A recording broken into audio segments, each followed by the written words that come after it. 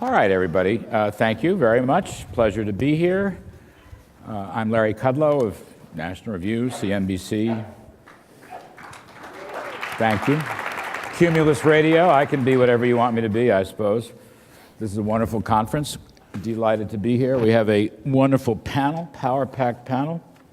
Let me just begin with our star, Mr. Stephen Miller, Senior Trump White House Advisor. Delighted to have you, Steve. Appreciate taking time out for us. Delighted to be here. Thank you. You bet. Veronique de Rugy is here, my co-conspirator in a lot of things. Ed Conard is here, probably needs no introduction. Michael Lind of New America. We just met a few moments ago. Okay, our title is Economics in an Age of Populism. So there's a lot of meat on those bones. I just want to begin, I'll go to you, Steve. Just tell me your vision, your view. Is this an age of populism? What is populism? How does one define populism right now, in your view? I definitely think it's an age of populism. There's no question about that. And obviously, if you look at this election, it was probably the most important event in the history of populism since the election of Andrew Jackson. And it's fitting that the president went yesterday to the Jackson home in Tennessee to mark the 250th anniversary of his birth. And for those who haven't seen the remarks during his visit, the president walked through, I think, in very great detail how those two times match up in a lot of important ways. How do you define populism, which is the other part of your question? America is a Republican government. Decisions ultimately are controlled by the people. So by definition, at some level, for government to be successful, it has to be responsive to the will of the people. It's what makes government work, is what gives it its moral legitimacy. What distinguishes populism from other schools of thought is that populism places a special degree of faith in the wisdom of everyday people, which is different than other forms of thought, which says maybe that people in Wall Street hold some kind of special wisdom, or maybe people in Hollywood hold some kind of special wisdom, or just people in government or people in the halls of power. Populism at its fundamental level is rooted in the idea that the everyday person, the mechanic at an auto plant, the police officer, the soldier, the firefighter, that they have a fundamental insight into how society ought to run and operate that should guide, at a basic level, decision-making in Washington. Is it fair to say, a couple of weeks ago, I interviewed historian Bill Brands from the University of Texas, who wrote a very good book about Jackson. That's why I went to him. And we talked about this. He agrees with almost everything you said. He said it very simply. He said, in effect, what we're seeing today as a populist revolt is a war against privilege and elites. And I thought that was a pretty pithy way to say it. It's a much more pithy way than everything I just said. But I said, yes. You buy that, you accept that. I do, right. And I think that that if you look at it in terms of how did we get here, you've had decade upon decade in America, but also in many countries in Europe and elsewhere in the world, where you've seen a drift towards elitism. And I think that you've seen a backlash against that. And certainly in America, you've seen an enormous backlash against that. And having worked in Washington for a long time, it's not a myth, but a reality that far too much decision-making in Washington is driven by a very small elite that believe that they and they alone have the answers to society's problems. That wouldn't include the House leadership. It would include... That was a joke. Right. It would include mainly, to answer your question, it would include mainly a lot of the special interests that are used to get in their way. I can't tell you how many times in Washington you'd be doing a piece of legislation and you'd say, well, this provision seems like it would hurt a lot of people. They'd say, well, we won't have blank name of special interest group support without that provision. And I don't have to go to Davos or the EU meetings or the IMF, right? Because I'm with you on that. Actually, I'm sick to death of them. Veronique, different points. Feel free to rebut. I just wanted to add that actually libertarians have had this faith in people as opposed to government, which often is actually packed by the elite and maybe it's going to be interesting to see if this government replaces one form of elites with another. It's still to be seen. Well, I think that the difference between libertarianism and conservative populism is that government in its proper role can serve and does serve a very important role in terms of protecting people and protecting their well-being. And I think that's the fundamental difference. I mean, the biggest, of course, would be on an issue like immigration and an issue like border control. But populism is not a rejection of all government power and authority. It's a question of how you use government power and authority. And the core role of government in the Jacksonian tradition, and certainly what this administration is about, is fundamentally the core duty of government is to protect people and their ability to be able to live in peace and prosperity. It seems to me you're equating libertarianism with anarchism, which there's a difference. I mean, libertarians actually see a role in government, in particular in protection of property rights and security. But anyway. No, continue. I was just like, when you were explaining, I was thinking, yeah, I'm down with that. Well, I mean, there's no question there's some common ground in terms of skepticism over central planning, in terms of what you would call the Trump platform and aspects of what you're describing. However, where it diverges, again, is probably in issues like public safety, immigration control, trade and industrial policy. I mean, obviously there's going to be a lot of differences, and they all stem from a difference in terms of belief about what the role of government is in protection. Ed Conard, let me go to the populist revolt, the revolt part of this, which strikes me as the theme of this panel, the economics of it. Mm-hmm. A lot of people have been left behind. Working class folks have been left behind. And so my question to you is, with respect to one aspect of the recent populism, and that is a hostility to trade and free trade and internationalism in general, whether there's rights or wrongs, there's a lot of finger pointing. I think it had a lot to do with President Trump's victory and so forth. How do you see that? Why were these people left behind, and is that why they're so angry? Yeah, I think there's real underlying economics to this populism, to this revolt. If you look at trade, for example, I don't think there's any disagreement among serious economists that trade is beneficial to the United States as a whole. But there's no sense of shared sacrifice in that the working man's bearing 100% of the costs and getting about 30% of the value, while the Republican Party's trying to flatten out taxes and reduce healthcare spending and reduce Social Security. So I think they don't see any shared sacrifice, and that they're making all the sacrifice and we're getting an enormous amount of the benefits. In the case of trade deficits, if the money flows back into the United States as lending instead of buying goods that employ Americans, we have to borrow that money and spend it in order to put those workers back to work. That money sits idle at near zero interest rates. Since the financial crisis, before the financial crisis, the dirty little secret of conservatism is business is cash flow positive. We had very little use for those savings. We use it in the United States for subprime consumption. Germany funded Greek consumption. China funded empty apartment buildings, cities full of empty apartment buildings. Nobody was investing this money in a way at the margin that was going to increase productivity and increase wages.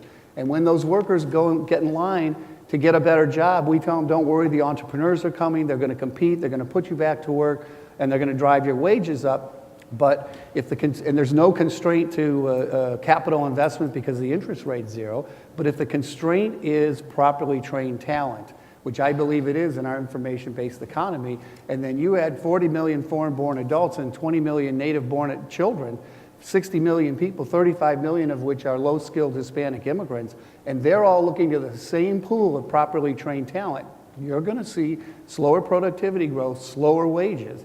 And we have been, as Republicans, completely insensitive to this. We insist that free trade is great for everybody. We say that trade deficits are driven by our demand for investment instead of but we know it's not, because the interest rates were falling as the trade deficit was rising. If we were pulling money in from the rest of the world, the interest rates would be rising. The money's flowing in because the rest of the world is full of savings that has no productive investment, and so they're pushing to buy government debt, and we have no use for those savings. And then to get low-cost labor. The Democrats want votes. We want low-cost labor. We're killing these guys with low-skilled immigration. We could have high-skilled immigration, which would be putting upward pressure on wages. Let me just The combination of these things, though, then we scratch our head and wonder what people are revolting I understand. I'm going to try to pick at them, too. Just one clarification. With respect to the trade deficit, isn't the flip side of that a capital inflow? Yes. And why is that bad? There's two ways to view it. One, we know, I do not believe that trade deficits, I agree with mainstream economists, that trade deficits are not driven by the terms of trade. They're driven by your demand for savings relative to the supply of savings. And if you have demand that's greater than the supply, you're going to see trade deficits. Now, there's two sides to this. One is our demand for investment pulls savings from the rest of the world in the United States.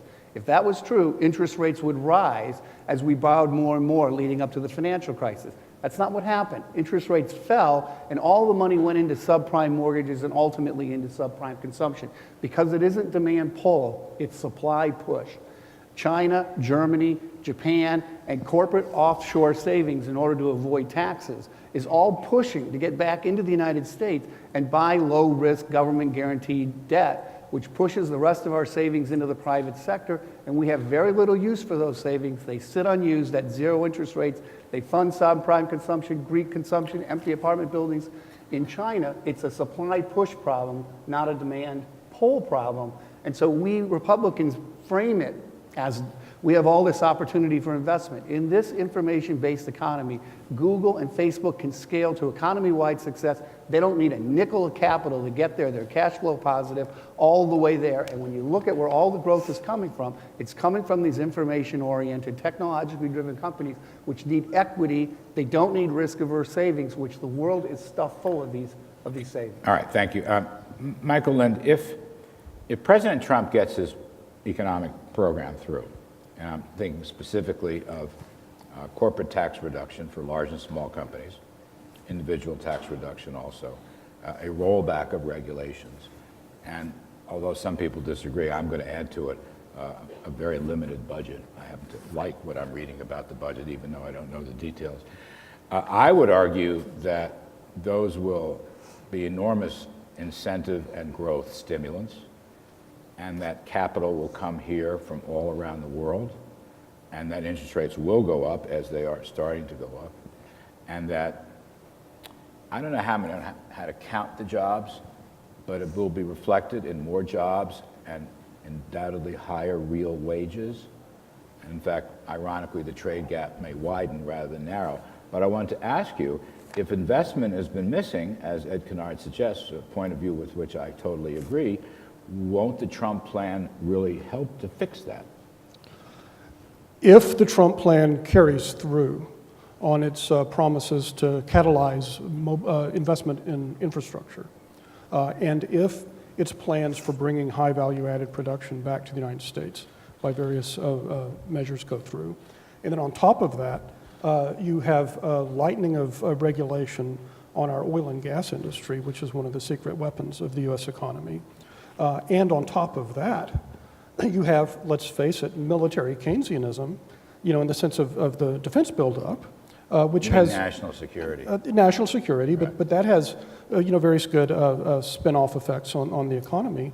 And finally, if you have a tax agenda, which is shifting the burden of taxation off of corporations, and ultimately to individuals who, as Milton Friedman argued, are the ones who ultimately pay the taxes anyway. Mm-hmm. You might as well tax them directly.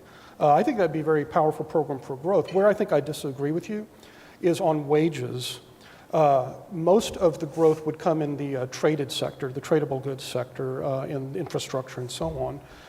The wage level in the service sector is determined largely by labor market conditions, where, as Ed has pointed out, we're flooding the low-end labor market with immigrants who have very low levels of education. Would we be better off reforming that policy, and at least one of the tests for legal immigration would be wages, would be skills, rather than just any family connection whatsoever? Like, what can you bring to America?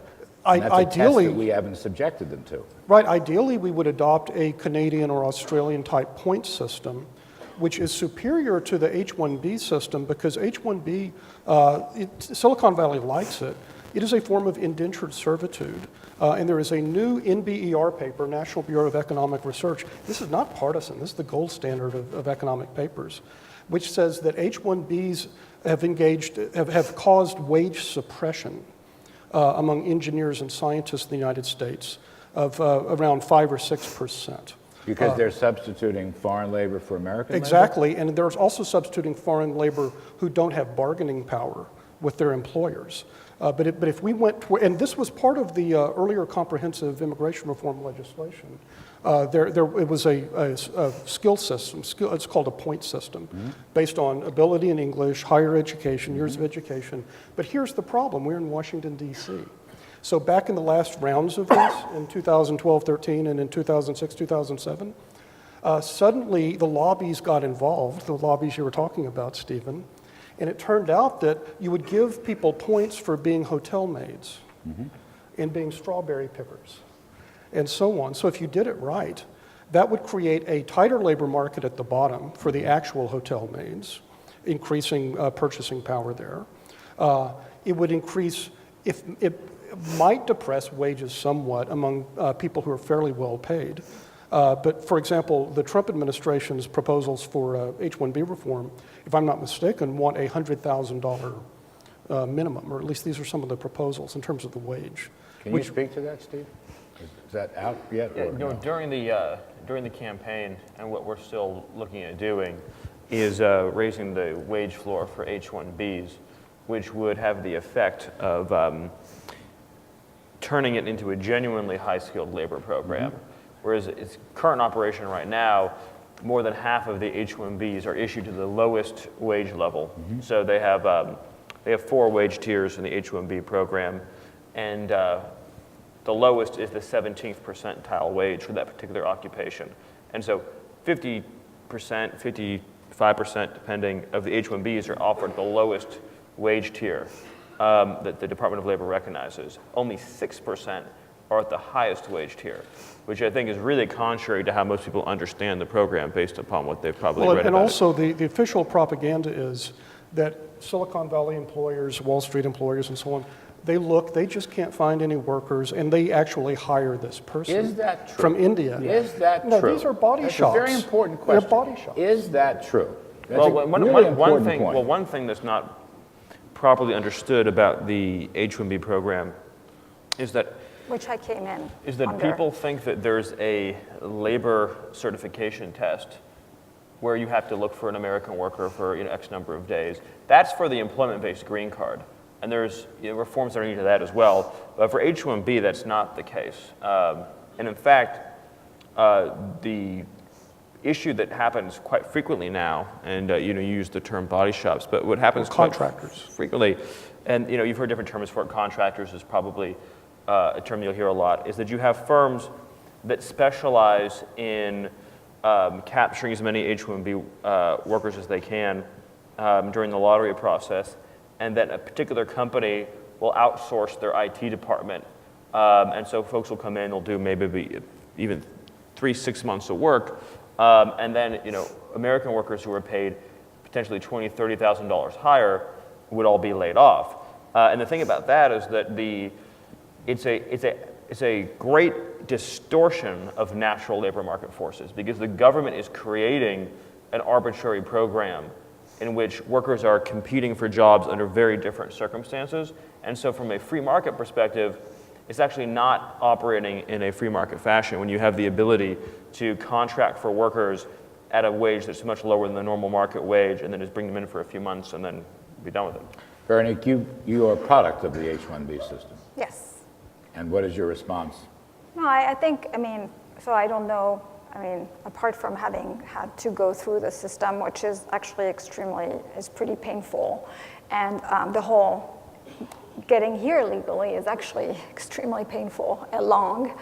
And I also will argue that theirs isn't really aligned for low-income workers, which may be one of the reasons why so many feel they have to come here illegally. And I think there is a real value in reforming, engaging in true immigration reform. But I think that everything I'm hearing here is like, I think it's easy to pick on trade and immigration because the costs are concentrated and the benefits are diffused. And maybe, yes, it is. The problem we've had is like we haven't acknowledged these costs, right? But by the way, these costs are the product of competition. In this case, it's international competition.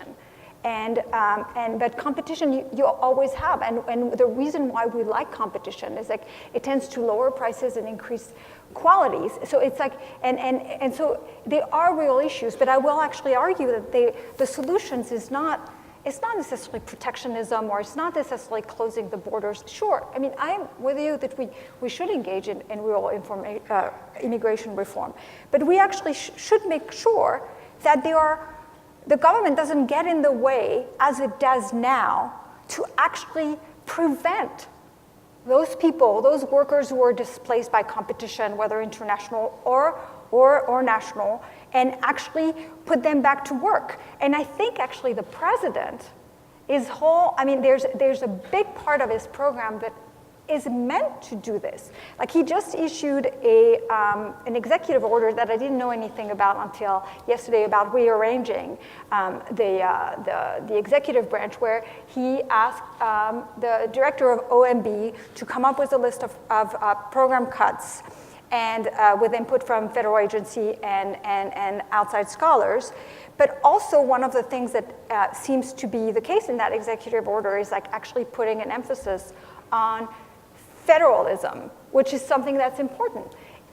His plan to reform and roll back Medicaid is important actually to allow states to find specific solution for the problem of these displaced workers, which are specific sometimes to the states. I mean, when you're state of Ohio, you don't face the same problems as the state in California. So I think these are good things. His plan to lower the corporate income tax, excellent, 15%. I mean, I would get rid of the whole thing, but 15% is excellent. And so if really, I mean, this push for more federalism seems to be a good solution.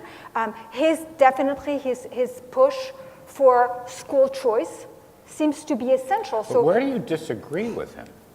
I actually think that I disagree with him on his faith that being more protectionist, closing our borders more, and basically moving away from free trade, whatever that means, towards fair trade, whatever that means, is actually going to bring a lot of jobs back. I mean, if you look at trade, for instance, and manufacturing job that we've been talking a lot about, I mean, as a share of the workforce in the US, it peaked in 1947. As a total number of workers, nominal workers, it peaked in June 1977. This is a process that's actually gone on for a long time. And there's actually a lot of literature that shows that those displaced workers, if you want to, I mean, and we can call them those losers of those people who've been weeded out of these jobs, it's not the product of trade. It's actually more the product of labor-saving innovation. No, I'm going to have to disagree with that. There's a paper by Dorn and Autor that came out recently, which said that there is no possible way to explain this sudden collapse of manufacturing jobs in the US Midwest, in Germany, and other, except because of a massive flow of subsidized Chinese imports. Now, you are quite correct that over a 100-year period, automation will eventually eliminate most factory jobs, but it is simply not the case. And we know this because productivity was low and robotic substitution of labor has been low. It is not the case that this huge cratering of the Midwest was caused by robots. It was caused by a flood of state capitalist Chinese imports. How do you explain that we're at a near-time high for output in manufacturing?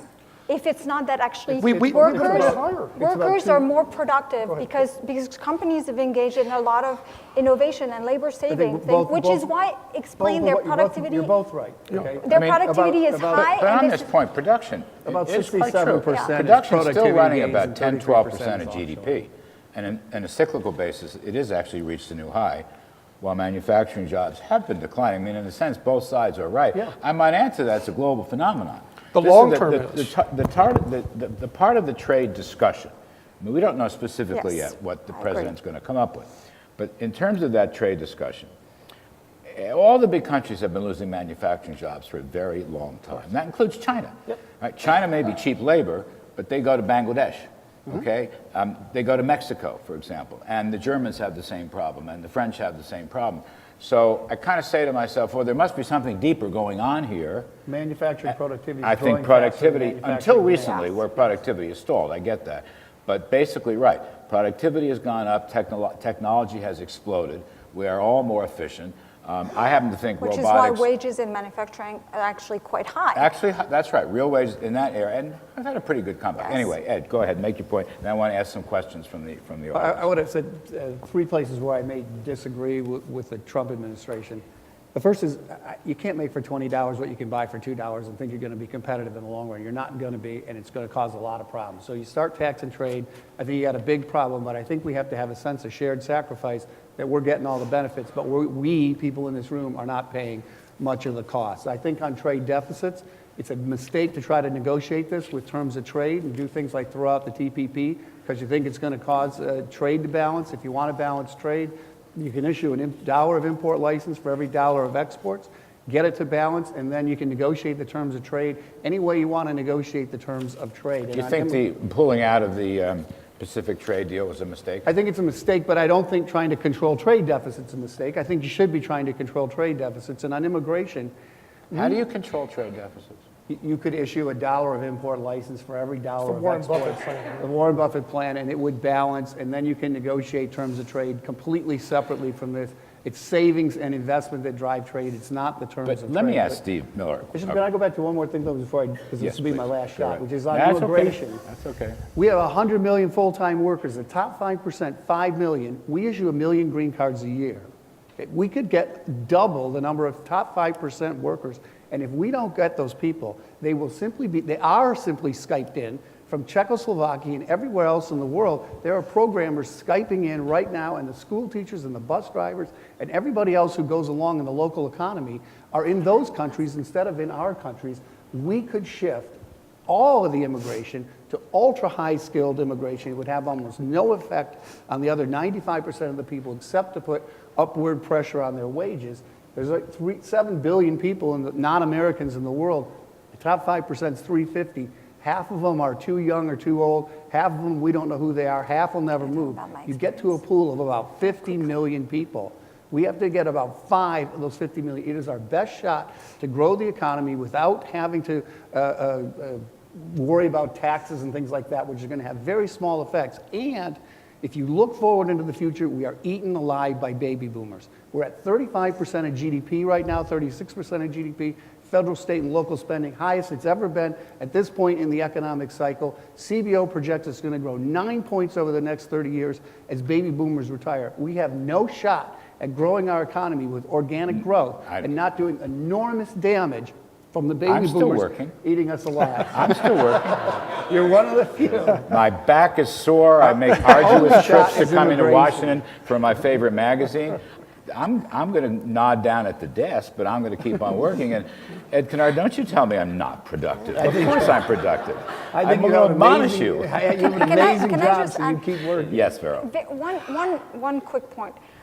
I don't know how many high-skilled workers you can get if the threshold is so high. Yep. Right? I mean, like, take someone like me. I mean, I came when my value was almost nothing, right? But then I benefited from Don't the admit American... that. Don't admit that. Thank Never you. admit I that. love you too. Never admit that. And it just like, and then I benefited from the American dream and came up. I think if your goal is simply to get people who are already high skills, I think it may be hard because there's an opportunity cost to actually pick up from where you've established, maybe you've started a family. And so I think it's a hard thing to actually control and to achieve. But you do the agree, only- you will agree that shifting to I'm going to call it a skills-based system is a good thing. It's a good Or thing, you but might not agree. I mean, fine. I mean, high-skilled workers are always welcome to come, and they've been educated abroad on other people's taxpayers, and we benefit from their productivity. Yay, I love it. But I think we completely underestimate the value of low-skilled workers, and also the value of low-skilled immigrants I mean, I'm not saying that there's not a cost to some people, understand? I mean, Well, in some cases, the cost is absolutely debilitating and tragic. And let's also be honest in saying that the Cato Institute believes there should be no immigration cap at all, and a lot of libertarians do feel that way. So, you know, we have these conversations, but these are actually fairly titanic differences. But for African-American workers without a high school diploma, they had over 70% labor force participation rate in the late 60s. It's now in its 30s. So these are not just like minor debates about grand philosophies. With respect to trade, also, it's not just philosophical. This is nations have interests and nations advance their interests. It's in America's interest to be a major producer of steel, a major producer of raw materials. It's in America's interest to have a major semiconductor industry. It's in America's interest to have a major automobile industry. If you just leave it open to quote-unquote market forces, they're not market forces. These are decisions made by China and other countries about what they think is in their economic interest to have in their country. And if you look at the loss of manufacturing jobs in our country that have occurred since 1970, it was a change in our approach to how we think about trade policy. We were a reflexively protectionist country for most of our history. We had very little corporate tax, very little income tax, and we had high border taxes. It was just common sense to most of our founding fathers and everyone since then that you would not tax a company very much for being cited in your country, and that to the extent you wanted to collect revenue, you would collect it at the border from other countries. And that if you happen to be the world's economic powerhouse, then you can be the world's great economic producer. At some point, we started seeing trade, in part, as a foreign policy tool, and we began allowing other countries to frankly cheat and abuse the economic system for other purposes. You know, I remember when I was working for Senator Sessions, there was a case of a sleeping bag company in Alabama in a small town of Haleyville, and it was the major employer in that town. Without that sleeping bag company, that town would become just one more American town that basically collapses. They paid American tax, American payroll tax, healthcare tax, you name it, and all the regulations that we have. Through some old trade rule for some ostensible foreign policy purpose, there was another country that was allowed to ship in that exact same product completely and totally tax-free, zero tax. This company was going to go out of business. And you can take every copy of Milton Friedman's textbook and hand them out as you want on that factory floor, but when that factory closes down, that town dies. Its memory dies, its culture dies, its institutional history dies, it has no future, and then those workers have nothing to do and nowhere to go. And they're not going to end up getting in a car and driving 3,000 miles and going to go work in Silicon Valley. And they love their work, and it meant a lot to them. And as a country, we have an obligation to understand that we're not just an economy.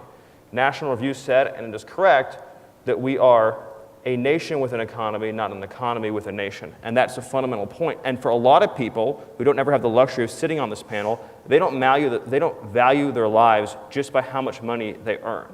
To them, the cohesion of their community, the sense that the government cares about them, the sense that they'll feel safe and secure at home, the sense that there's a prioritization about whose needs are put first, matter to them every bit as much, if not more, than all the dollar and cents issues we're discussing here. And so that, I think, is the core when we're talking about economic populism and economic nationalism, is the fundamental idea at its very core that if you're a worker living in Detroit, applying for a job, and you need to get paid $60,000, the fact that an employer can find someone else on the planet in another country willing to do that same job for $30,000 doesn't mean that employer gets to hire the worker at 30 and you don't get the job.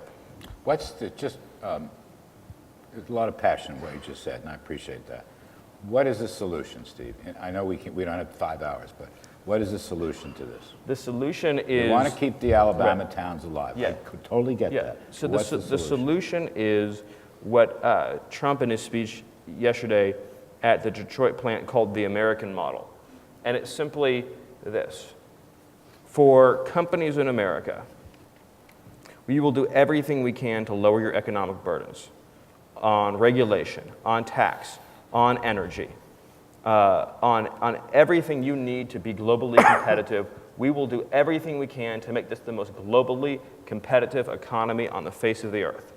But at the same time, you have to accept that you're going to be required to look to our domestic labor pool first when it comes to hiring, and at the same time, we're going to strongly enforce our trade rules. And so it will not be so advantageous anymore to offshore jobs. It's a win-win, because we're saying work in America, build your plant in America, you'll have low taxes, you'll have low regulation, you'll have cheap, abundant, affordable energy, you'll have a friendly economic climate, but at the same time, we're going to change your incentive structure for offshoring and for hiring foreign labor. And it's a win-win for everybody, and it restores the essence of our social contract. Do we need a border adjustable tax as part of that solution? I'm not making any news today on the on tax reform. But, I tried. But one thing I do know is that we would all be well advised when it comes to economic matters to listen very much to what Larry Kudlow has to say, who worked with us a lot on the campaign, and is someone that I think is a real national treasure when it comes to economic growth and upward mobility. Thank you. Very kind. Yes. You're very kind. I agree. I appreciate that, personally. Your reward, however, is some tough questions here. This is for Mr. Miller. What is a conservative? I love that question because it forces us to ask important questions about what we do and why we do it instead of just getting into robotic formulations. I generally subscribe to the view that a conservative in America is one of the only conservatives in the world, just in terms of terminology, along, I guess, with Britain, where you're conserving very liberal ideas. Mm-hmm. And so conservative, worldwide, we think of as protecting institutions and protecting proven systems of thought and being skeptical of too much authority concentrated in any one place. In America, because our tradition is our constitutional system, is our founders, you're conserving that liberal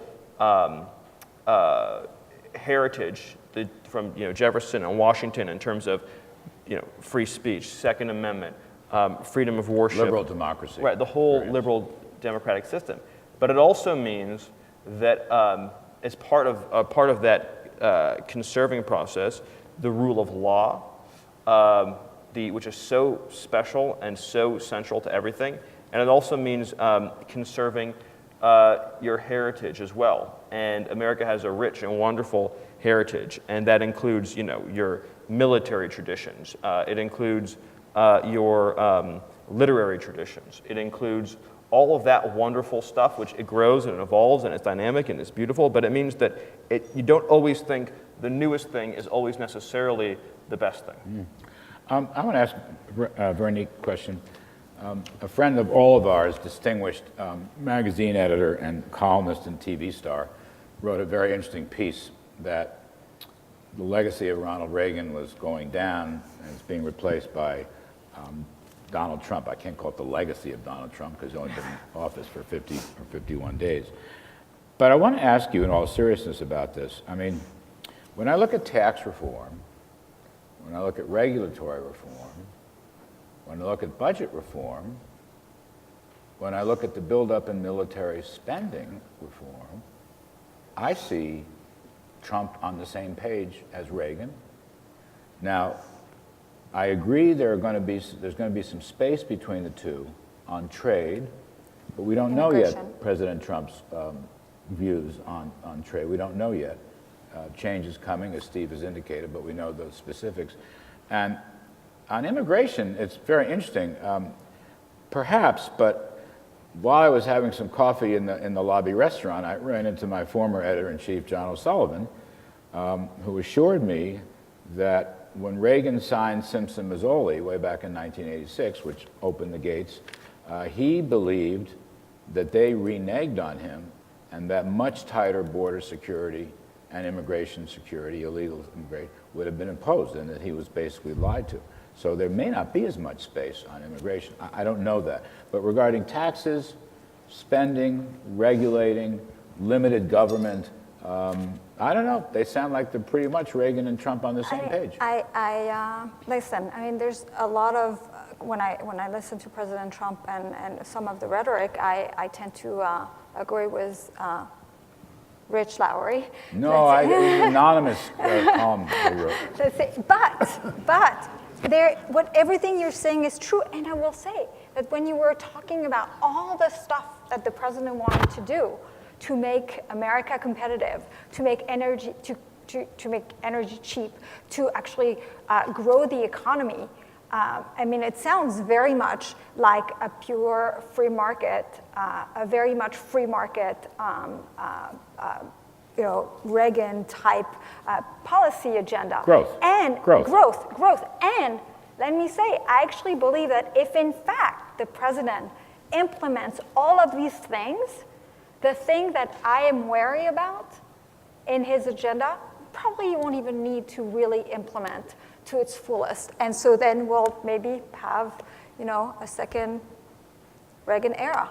Who knows? Well, I mean, if there's a populist revolt, which I think this panel basically agrees with, I would offer one solution. Economic How growth? about 4 to 5% growth instead of 1 to 2% growth? Economic growth All right? Economic growth solves a lot of problems, including people that are not happy, and for good reasons that they're not happy. I mean, that was the It's story of this impossible election. to overstate the benefit of economic growth, in particular for low-income Americans.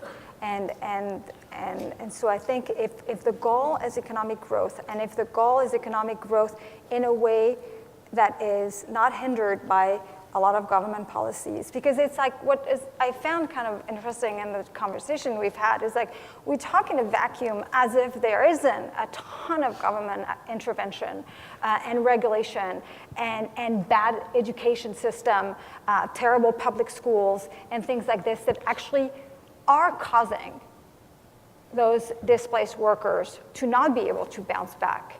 And yet that is the case. So addressing these issues, I think will do a lot of good to the country. But you would agree, on the whole, and there are exceptions, there's important exceptions, that a rising tide lifts all boats.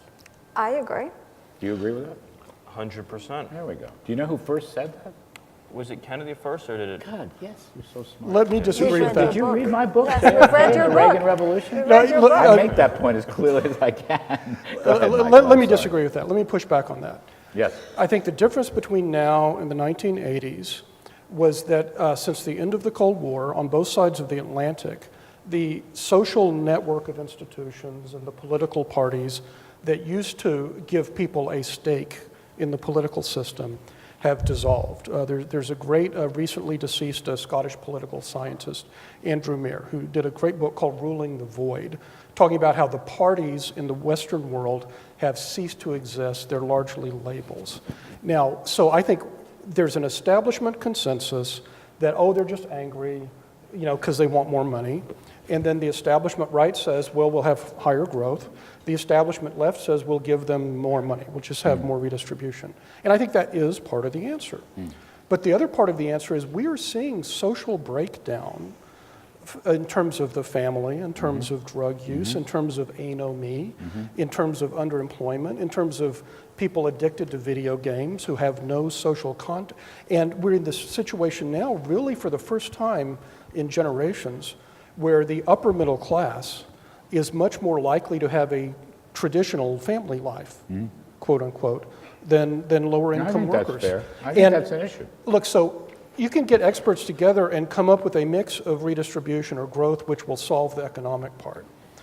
It's going to be a generation-long campaign to try to come up with something to replace these things like the county political machines and the old unions, which are not coming back in their old form, or the churches. How about values?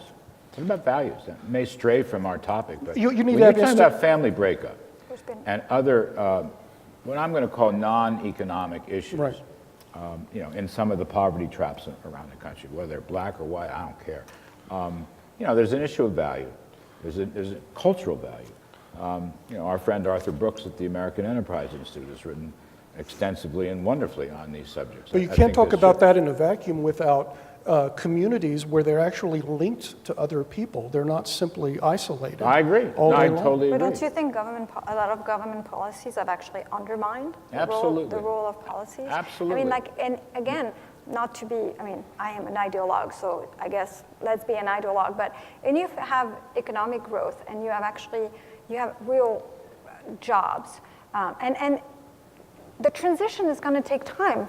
We didn't get to the situation overnight, so there's not going to be a miracle overnight happening. That being said, if you have economic growth, and I think we can agree that we've had a lot of government spending, a lot of government regulation, and if that was the solution, man, we would have a booming economy right now. Look, since this is an audience of conservatives, what the conservatives bring to the table, I think, that the liberals and libertarians miss, is you did not get a nation of alcoholics to dry out through either government or the market.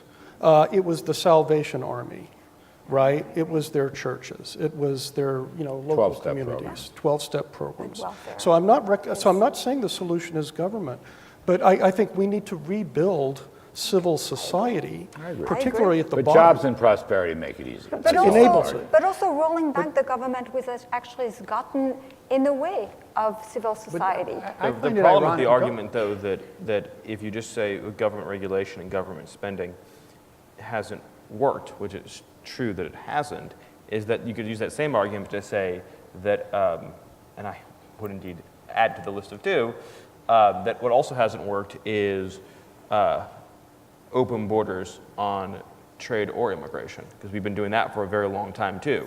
To the extent that a $800 billion annual trade deficit enriched a country, then we would be about as rich as you could possibly be. And We are rich. and if you look at, but that's the thing though, is that if you're a blue collar worker without a high school diploma, your economic picture today is vastly worse than it was 40 years ago in many cases. And frankly, not just with just a high school, with some college, your actual real cash wages aren't showing much improvement at all over those last 4 decades, and in some cases are worse off. And then people say, well, but you have compensation. But healthcare that's an enormously inflated price provided by your employer is not money you can put into your pocket. And so I think our whole economic policy for a long time now hasn't worked for working people, and so you have to deal with it holistically. You have to deal with welfare reform, you have to deal with education reform, you have to deal with immigration and trade and regulation and taxes, and it all works together. But I think to the point about family cohesion and family structure and social cohesion, I think you can't ignore the disruptive elements of this is great because it ties to the question about being conservative. It's not conservative to have a community transformed overnight because all of its factories are just completely ripped out of it. It's not conservative to have a completely uncontrolled immigration picture where you have no ability to determine who and who is not coming into the country. So as conservatives, we should be very skeptical and cautious about radical economic and social change that everyday working people are not going to be able to benefit from. Here's a statistic that will blow your mind. A majority of Americans live within 18 miles of their mother. Really? Probably no one in this room. But that's the case, maybe a few people. I personally don't know. I don't know if psychologically I could deal with Well, that. okay, Different issue. but you get the technocratic libertarians and neoliberals, and they say, okay, so you're a janitor. Okay, you're not a smart person, as you said. You're not a technician, you're a janitor. So you should move from Kentucky, where your mother takes care of the kids and and you see your aging relatives all the time, and you should get in a van for where you get the thousands of dollars, they never tell you, and move to Austin or San Antonio or San Francisco or something to get a slightly higher janitorial job. And I think I'm with Stephen, this just seems kind of unreal. If you're looking at actual working class people in real communities, this is just way too technocratic. Ed Conard, you've got to help me a little off the beaten track, but I want to honor our participants. This is a question. Okay. And I'm going to ask you to give a fairly rapid-fire answer. Anyway, they're asking, this person asks, what is the greatest threat to America's liberty? And he or she has 4 items. So you got to help me on this. 1, the United States government. 2, the Federal Reserve. 3, terrorists. 4, illegal immigrants. I apologized even before I asked it, but you, Wait, give me the was- list again. I, Because my threat Government, might not terrorists. be it's a multiple choice. immigrants. Anybody, but you're a I think you're what a you man find of is the, this, if you you're a look man at- of the world. If you look at financial markets, they have almost no reaction in the VIX and the volatility trading to international events. They just don't see terrorism and a disruption in the Middle East and all the things we're seeing in foreign policy. It's a blip on the radar screen. So So we things take like, out the Federal Reserve. They're not the greatest threat to our liberty. I don't think so. No, I Okay. take out the Federal Reserve. for All sure. right, we can have this debate. The U.S. government, is it the greatest threat to our liberty? Well, I think it's certainly incredibly powerful and can go very miss astray. How about terrorism as a threat I to think it's America? tiny. I think Tiny? A blip in the financial markets. They don't even see it. Is it a threat to our liberty? I think I'd only tell you that when you look at the volatility trading in the financial markets, when we have a blow up of put international the stock market trade, aside, put the bond market aside. I mean, but just no effect. They're not No one- asking this I don't question. think. I'm As a saying no. threat to our liberty, not our 401k, but as a threat, as a threat to our liberty. You don't think terrorism is an issue? I guess I'd say when it starts getting up to traffic accidents, I'd start worrying about it. But where it is today, it's almost at 0. So I'm Ooh. just not very worried about it. And the final question here: illegal immigrants. Well, I would have As said a threat only to that- our liberty. I would have said low-skilled immigration, I think, puts enormous stress on our low-skilled workers. We're all conservatives. We want growth to put upward pressure on wages and employment. But we don't want to deal with the supply side of the equation, which will have the same effect. To try to stop illegal low-skilled immigration is very, very expensive. We should stop the legal low-skilled immigration, which we could easily take the 1 million green cards a year and turn them into ultra-high-skilled immigration and solve a lot of our problems very quickly. If you look at who's paying the taxes, it's all in the top 20%. The median income worker is basically paying the same, they're getting the same amount of government services in the same year that they're paying the taxes. They're contributing nothing to the old, nothing to the poor, and nothing to their own retirement. You can only imagine where somebody at the 30th or 40th percentile is. It's very, very expensive in the long run to bring that person in to pick peaches, as opposed to using that capacity to get somebody who's really going to drive growth in the economy and pay an enormous amount of taxes. So I'd say low-skilled immigration, we're all going to get the guillotine if we're not careful. I do want to say one last thing I'd be remiss if I didn't say, because we're talking about economics in an age of populism, and I think this touches on a comment that you may have made as well, which is that the protest and the unrest and the rebellion you've seen in the American voter is not a small event or a passing event. It is a profound, total, and complete repudiation of elite governance at every level and a loss of faith in many institutions that have gotten us to this point. It is colossal in its scope and reach. We are only seeing the very beginnings of it, and the world is going to change in irrevocable ways. And if it goes according to the values that we've discussed today, it will be an extraordinary win and victory for everyday working people all across this country. Thank you. Thank you. All right, so announcement. This ends our afternoon session. Dinner reception begins at 5:45 in the foyer. I want to thank our participants, Ed Conard, Michael Lind, Stephen Miller, Veronique de Rugy. I'm Larry Kudlow. Thanks very much.